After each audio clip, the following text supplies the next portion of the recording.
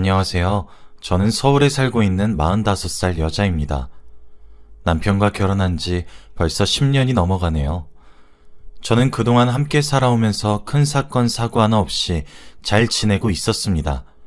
작년 명절이 되기 전까지 말이죠. 저는 아직까지 정신적인 충격에서 벗어나지 못하고 있고 지금은 시댁과 연을 끊었습니다. 마음 같아서는 이혼이 너무 하고 싶었지만 저와 남편 사이에 아이가 있어 차마 아빠 없는 아이로 만들고 싶지 않아 참고 삽니다. 제 사연을 한번 들어주시고 제가 앞으로 어떻게 해야 할지 의견을 주시면 많은 도움이 될 것 같아 이렇게 사연을 보내봅니다. 저는 평생 동안 그 편을 잡으셨던 어머니와 아버지 밑에서 자랐어요. 그래서 정말 잘 살고 여유가 넘치는 집안은 아니었지만 그렇다고 못 살지도 않았어요. 선생님이셨던 부모님은 제가 부족함을 느끼지 않도록 저를 기르셨거든요. 그래서인지 저도 저희 부모님처럼 아이들을 가르치는 일이 하고파 교대에 입학해 선생님이란 직업을 가지게 되었습니다. 그래서 그런지 유독 제게 선자리가 참 많이 들어왔던 것 같아요. 하지만 저는 그 당시 현재 남편과 연애를 하고 있던 중이었고 선을 보고 싶지 않은 마음이 컸죠.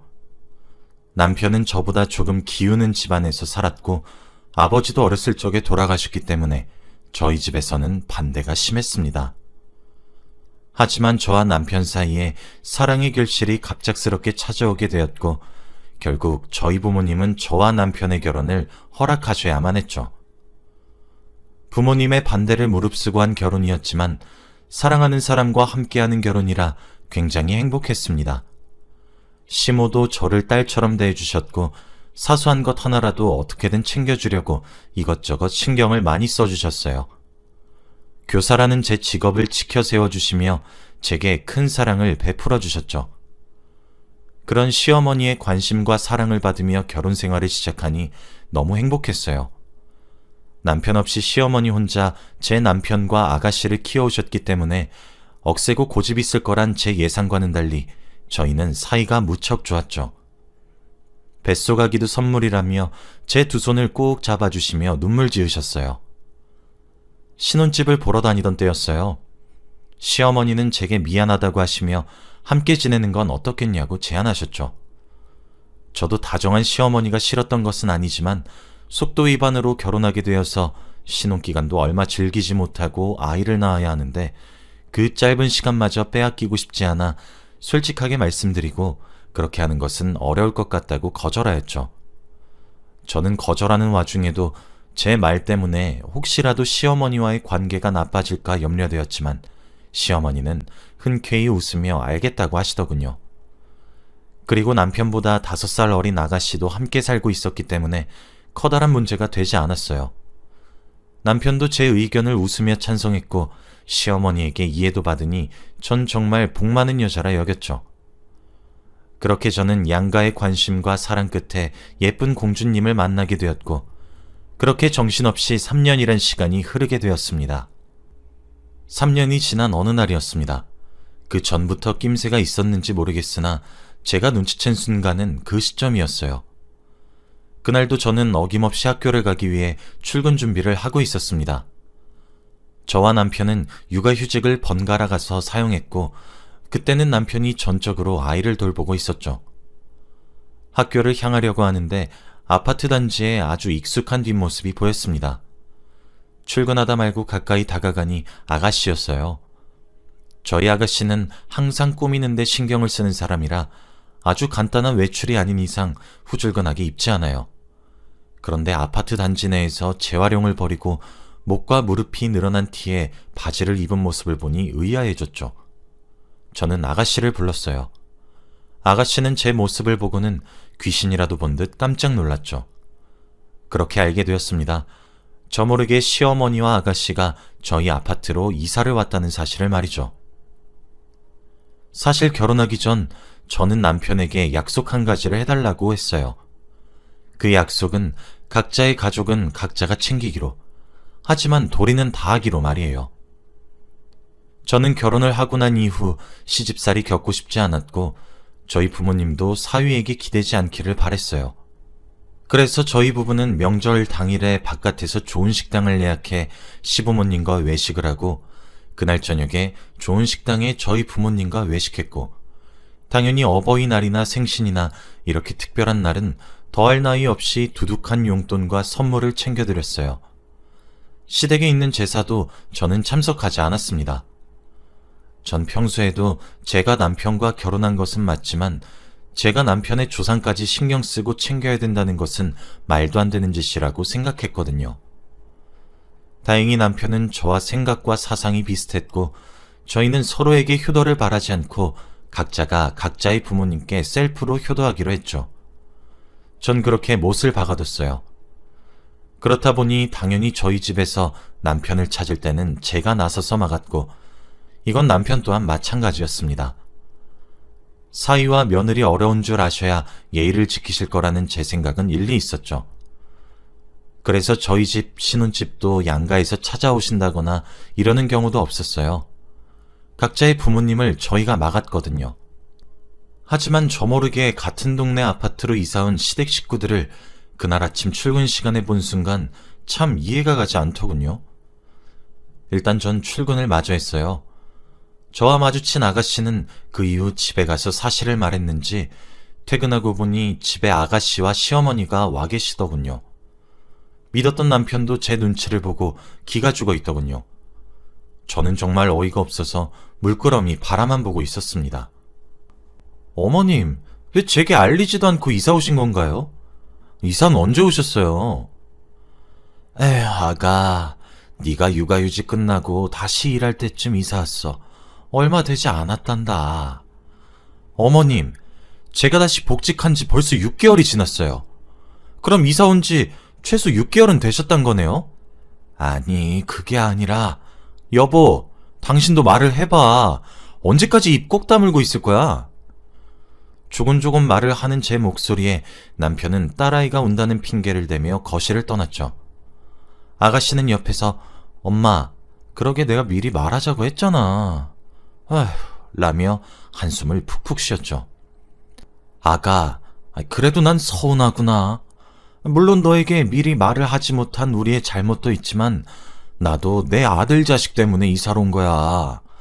육아휴직 번갈아 하며 우리 손녀 케어하기로 했는데 내게 힘들다고 계속 말을 하길래 이참에 너 일 다닐 동안 이런 문제로 스트레스 받지 말라고 도와주려고 온 거란다. 미리 말 못한 것은 미안하지만 이렇게 화를 낼 일은 아니지 않니? 그 말을 듣고 보니 남편이 혼자서 아이를 돌보는 것은 힘들다고 징징거렸던 것이 생각났어요. 일단 그렇게 어영부영 어머니와 아가씨를 돌려보냈죠. 아가씨는 나가면서도 언니 미안해요. 내가 엄마를 말려보긴 했는데 참 그게 잘 안 되더라고요. 미안해요. 다음엔 웃으면서 얼굴 봐요. 라고 말했죠.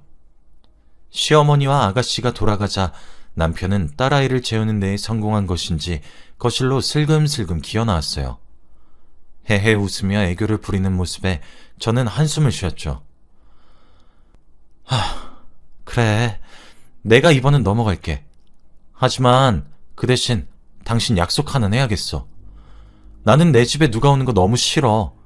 어머님이 이제 근처에 사시면 집도 항상 청결을 유지해야 될 거 아니야. 그러니까 어머니 오실 때마다 말해. 알겠어? 우리 선은 넘지 말자고. 알겠어 여보. 미리 말 못해서 너무 미안해. 내가 너무 힘들어서 잠시 어떻게 된 것 같아. 이해해줘서 고마워. 그리고 당신이 걱정하는 일 없게 내가 중간에서 잘할 테니까 마음 놔도 돼. 하지만 남편의 호언장담에도 불구하고 시어머니는 이제 걸렸으니 오히려 더 편하신 건지 뭔지 미친 듯이 저희 집을 드나들기 시작했어요. 당연히 제 예상대로 살림에 이것저것 간섭하기도 시작했죠. 그래도 어쩔 수가 없었습니다. 남편이 너무 힘들어하고 있으니 오지 말라고 할 수도 없는 노릇이었거든요. 그렇게 한 해 두 해 시간은 속절없이 흐르게 되었고 명절이 되었습니다. 바로 작년이죠. 어느덧 딸아이는 초등학생이 되었고 쑥쑥 자라났죠. 명절이 되었고 딸아이는 한복을 예쁘게 차려입었죠. 시어머니와 아가씨가 저희와 같은 아파트에 살게 된 이후부터 점차 저희 삶 속으로 들어오기 시작했어요. 결혼 초기에만 해도 잘 지켰던 셀프 효도는 어느새 저만 하고 있었죠. 어느샌가 시어머니는 명절마다 저희 집에 오시기 시작했어요. 그날도 어김없이 아가씨와 시어머니가 왔죠. 저희 아가씨는 참 좋은 사람입니다. 매번 과한 사랑으로 포장한 시어머니의 간섭을 저리에 최대한 말려주시거든요. 오고 갈 때마다 미안하다고 얘기하고 시어머니를 데리고 서둘러 돌아가려고 노력하죠. 시어머니의 방문에 상을 차려냈고 저희 모두 밥을 먹었어요. 과일을 내갖고 아가씨가 설거지하겠다고 나서는 것을 제가 막은 뒤 혼자 설거지를 하고 있었죠. 남편도 세월이 지나 처세술이 늘어서 그런지 혼자 설거지하는 날 찾아와 제 어깨를 조물조물 주물러주며 고마워 여보, 이따 처가 댁 가서는 내가 전부 다 할게. 사랑해 라고 말을 해주었죠. 결혼 초기에 상상했던 이상적인 결혼 생활은 아니었으나 점차 배려하고 이해하며 맞춰가는 것이 또 다른 즐거움이더군요. 그러던 도중 아가씨가 제게 안 쓰는 핸드믹서가 있냐고 물어보더라고요. 제 취미가 홈베이킹으로 집에서 빵이나 과자를 만드는 거였어요. 비록 아이가 태어나게 되면서 잘 안 하게 되었지만요. 아가씨는 요새 베이킹에 재미가 들렸다며 혹시 안 쓰는 핸드믹서가 있으면 달라는 말에 저는 기다려보라고 말한 뒤 찬장을 뒤졌어요. 이젠 자주 하지도 않아 핸드믹서 말고도 괜찮은 조리도구들을 몇 개 주기 위해서죠. 안 쓰는 것들이다 보니 제일 윗천장 맨 구석에 처박혀 있어 의자를 밟고 올라가서 뒤적거렸죠. 근데 주방 천장 위에 이상한 게 놓여있더군요. 저희 집 천장 몰드는 금색이었는데 같은 색으로 칠해진 까만 렌즈가 있었어요. 이게 뭔가 싶어 조심히 떼어내보니 천장 위에 보조 배터리도 함께 딸려 나오더군요. 그건 초소형 카메라였습니다. 온몸에 소름이 끼쳤고 제가 떨어질까 염려되어 의자를 잡아주던 아가씨가 왜 그러냐고 물어보았죠. 저는 말없이 카메라를 보여주었고 아가씨의 표정도 사색이 되었습니다. 저는 그걸 들고 거실로 나가 거실 탁자에 탁 하고 내려놨어요. 남편은 어리둥절하며 영문도 모르는 표정을 지었고 시어머니는 눈알을 굴리며 딴청을 피우시더군요. 저는 흥분을 가라앉히려고 노력했어요. 그러다 문득 주방에만 있을까란 생각이 들더라고요. 카메라를 보아하니 들키지 않으려고 천장 근처에 보조 배터리를 끼워놓은 수법도 대범하고 어이가 없고 충전선과 카메라 렌즈 주위색을 천장 몰드와 같은 색으로 칠한 것을 보니 진짜 기가 막히더라고요. 전 의자를 들고 다니며 보조 배터리를 몰래 얹고 천장에 카메라를 달 만한 곳들을 샅샅이 뒤지기 시작했어요. 그 결과 주방에 제가 발견한 것을 제외하고도 거실과 아이의 방과 저희 부부 침실에 각각 한 개씩 더 나왔죠. 남편은 제가 카메라를 여러 개 더 찾을 동안 그것이 몰래카메라라는 사실을 알아챘고 엄마, 이거 엄마가 한 거야? 라고 시어머니에게 물어보더군요. 당연히 시어머니는 무슨 헛소리를 하는 거냐며 발뺌하셨고요. 저는 어머니가 아니세요? 그럼 경찰에 연락해서 신고해도 괜찮으시겠네요? 어머니가 한 짓이 아니니까 라고 비아냥댔죠. 진정으로 경찰에 연락을 취하려는 척을 하자 그제서야 어머니가 실토하시더군요. 아가씨는 옆에서 엄마라고 소리를 지르고 있었고 남편도 허망하다는 듯 시어머니를 바라보았죠. 전 그 말을 듣고 바로 경찰에 신고했습니다. 10분도 채 걸리지 않고 제 신고를 받고 경찰은 저희 집으로 왔고 전 경찰에게 자초지종을 설명했습니다. 경찰도 이런 경우는 처음 본다고 말을 하며 헛웃음을 짓더군요. 하지만 남편의 어머니이다 보니 고소도 불가능했죠. 가정의 불안은 가정에서 직접 해결할 수밖에 없단 말을 하는 경찰을 보니 맥이 탁 풀렸고 더는 그곳에 있고 싶지 않았습니다. 아이를 들쳐업고 정말 핸드폰과 지갑만 챙긴 채로 친정집으로 향했어요. 아가씨는 뛰쳐나가는 절 뒤따라 나와서 미안하다며 사과를 하더군요. 그 손길도 뿌리쳤고 택시를 잡았습니다. 친정집에 도착해 부모님 얼굴을 보니 눈물이 줄줄줄 흐르더군요. 아이도 울고 있는 저를 보며 따라오는데 정말 미칠 것 같았습니다. 놀란 부모님의 얼굴에 대고 자초지종을 얘기했고 하소연했어요. 당연히 저희 부모님도 뒤집어졌죠. 저희 아버지는 바로 남편에게 전화를 걸었고 욕설과 함께 친정집으로 호출을 했어요. 남편은 전화를 받자마자 온 것인지 헐레벌떡 왔더군요. 남편이 집에 오자마자 저희 아버지는 남편의 뺨을 후려쳤어요. 남편을 뒤따라온 것인지 아가씨와 시어머니가 그 모습을 목격하시게 되었고 시어머니는 노성을 지르며 화를 내셨죠. 저희 어머니도 화를 참지 못하고 시어머니를 밀치면서 그야말로 집안이 개판이 되었습니다. 저희 집이 많이 시끄러웠던 것인지 주민 사람들의 신고로 경찰이 왔고 그렇게 모두가 진정하는 시간을 가지게 되었죠. 경찰을 돌려보내고 거실에 앉아 얘기를 나누었어요. 정막 속에서 제가 흐느끼는 소리만 들렸죠. 아이는 아가씨와 함께 방으로 들어가 있었고요.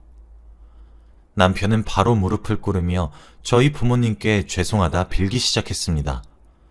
그런데 그 와중에도 시어머니는 사과 한마디 제대로 하지 않더군요. 저희 아버지는 남편에게 말했어요. 됐네. 사과고 나발이고 필요 없어.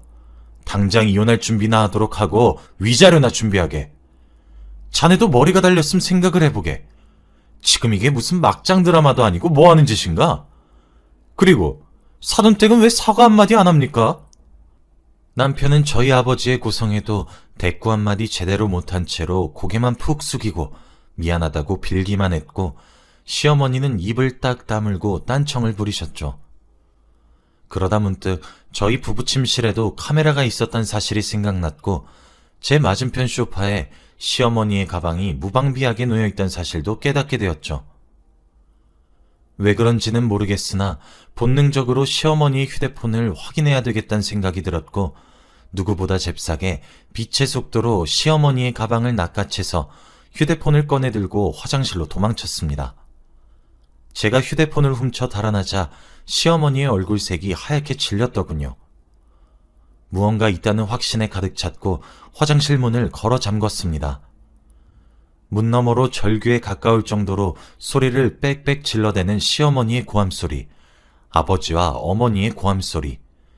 왜 이러는 거냐며 애원하는 듯한 남편의 목소리와 큰 소리에 놀라 울고 있는 제 딸아이의 울음소리와 그런 아이를 달래는 듯한 아가씨의 목소리까지 다 들리더군요. 제 충격은 거기에 그치지 않았습니다. 시어머니의 휴대폰을 열었더니 다행히도 잠금이 걸려있진 않더군요. 사진첩에 들어갔습니다. 사진첩은 판도라의 상자였죠. 그곳에는 무수히 많은 동영상들이 저장되어 있었어요. 동영상의 저장 날짜를 보니 카메라는 못해도 최소 3년 전에는 설치를 했겠다 싶었습니다. 그리고 저장된 동영상들은 저희 딸아이의 일상생활 모습은 물론 저희 부부끼리의 오붓한 시간을 가지는 것까지 아주 다양하게 저장되어 있었죠. 손이 벌벌 떨리고 참을 수 없는 분노가 절 덮쳤을 때였어요. 문을 벌컥 열고 나가자마자 보이는 시어머니의 얼굴에 전 손을 올렸고 그대로 찰썩 내려쳤습니다. 제가 시어머니의 뺨을 때리자마자 집안엔 정적이 흘렀고 남편은 꼴에 자기를 낳아준 부모라고 쓰러진 시어머니 곁으로 다가오더군요. 저는 그런 남편의 얼굴에 대고 시어머니 휴대폰을 던졌습니다. 눈이 달렸음 제대로 보라고 소리 지르는 것은 덤으로 말이죠. 남편은 제가 던진 휴대폰을 주어 그 속에 숨겨진 진실들을 들여다보게 되었고 서서히 경악하기 시작했어요. 저희 부모님도 입을 다물지 못하셨죠. 시어머니는 그제서야 변명과 함께 제게 미안하다고 말하더군요. 기가 막혀서. 저는 남편에게 이걸 근거로 이혼소송 준비할 거라고 못을 박았고 남편은 그저 멍하니 시어머니의 얼굴만 쳐다볼 뿐이었어요. 하지만 결론적으로 말을 하자면 남편과는 이혼을 하지 않았습니다. 남편이 저희 부모님께 두들겨 맞으면서도 저와 제 딸아이를 포기하지 못하겠다고 매달린 것도 한몫했고 아가씨까지 저희 집에 찾아와 무릎을 꿇으며 사과하기도 했거든요. 물론 제 마음은 그걸로 풀린 것은 아니지만 남편과 아가씨는 시어머니의 휴대폰에 있는 모든 흔적들을 지웠고 혹시 백업시켜뒀을까 염려가 되어 모든 영상들을 지워왔습니다. 그리고 한 번만 기회를 달라고 하더군요. 사실 이혼을 하지 않으면 시어머니를 고소할 수가 없어서 전 그럴 수 없다고 말을 한 뒤 이혼 절차를 밟으려고 했습니다만 아이가 눈에 밟히더군요. 아빠 없는 자식으로 만들고 싶지 않아 저도 남편과 함께 저희 부모님을 설득하기로 마음을 바꿨고, 그렇게 제 남편은 저희 부모님께 용서를 받을 수 있었습니다. 아무래도 일방적으로 시어머니 혼자 단독적으로 저지른 일이라 그럴 수 있었던 것 같아요. 남편은 그날 이후 공동명의였던 모든 재산을 제 명의 앞으로 돌려놓고 집도 내놓은 뒤 이사 준비에 착수했습니다. 아가씨도 미안하다며 제게 1,000만 원 정도 내밀더군요. 안 받겠다고 하는 제 말에도 받아달라고 던지다시피 주고 내뺐죠. 그렇게 저는 이혼보다는 다시 한 번의 기회를 선택하게 되었습니다. 남편도 시어머니가 자신을 끔찍히 사랑하는 것은 알고 있지만 부부 침실의 개인적인 일도 다 저장해 놓은 사실에 커다란 충격을 받은 것인지 저와 함께 연락을 잘 하지 않기 시작했고, 아가씨 또한 본인의 어머니에게 많은 실망을 했는지 따로 나가서 살기 시작했어요. 그렇게 전 시댁과의 인연을 끊을 수 있게 되었고, 지금 현재 평화롭게 지낼 수 있게 되었습니다. 누군가는 제 이야기를 듣고 이혼하지 않은 것을 보며 미련하다고 생각할지 몰라도 당장 눈앞에 밟히는 아이를 위해 저 또한 커다란 용기를 내준 것임을 알아주셨으면 좋겠습니다. 전 앞으로도 시댁의 시자도 엮이지 않을 생각이고 제 아이 또한 보여드릴 마음은 추호도 없습니다. 여기까지가 제 이야기이고요. 들어주셔서 감사합니다.